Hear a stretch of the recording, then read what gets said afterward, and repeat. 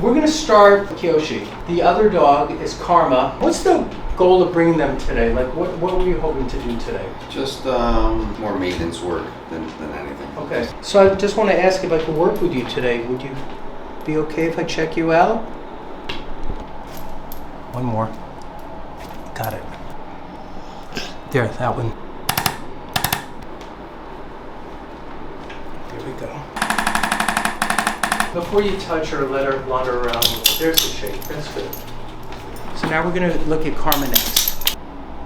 Got it. And now I'm just massaging. Massaging in here. Checking the rib cage. That's good. All right, I think we're done. These dogs are so obedient and calm that I was able to really thoroughly go through everything.